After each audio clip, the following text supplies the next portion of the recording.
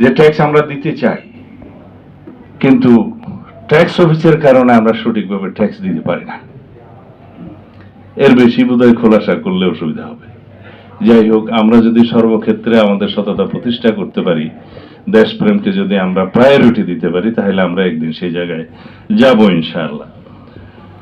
আর করমুক্ত আয় সীমা আর একটু বাড়ানো দরকার। এটা যেহেতু এখনো বাজেটটা পাস হয়নি, 22 তারিখে বোধহয় পাস হওয়ার কথা, এটা উপদেষ্টা পরিষদে আলোচনার মধ্য দিয়ে হবে। কারণ জবাবদিহিতা তো খুব একটা নাই এই সরকারের, প্রয়োজনও পড়ে না বোধহয় ইদানিং আচার আচরণে, তাই আমার মনে হচ্ছে। তো সেই জন্য উপদেষ্টা পরিষদকেই অনুরোধ করব, করমুক্ত আয় সীমাটা অন্তত পক্ষে আরো একটু বাড়ানো দরকার। এখন 3.5 লাখ আছে, সেটা কমপক্ষে 4 লাখ করা দরকার কমপক্ষে।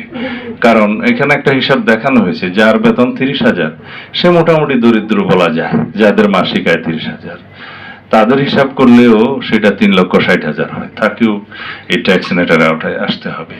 তো সেটা ভালো হবে না, যেহেতু মূল্যস্ফীতি আছে, মুদ্রাস্ফীতি আছে, সেই জন্য প্রতি বছর কিছু কিছু এইভাবে করমুক্ত আয়সীমা বাড়ানো দরকার বলে আমরা যৌক্তিকভাবে মনে করি।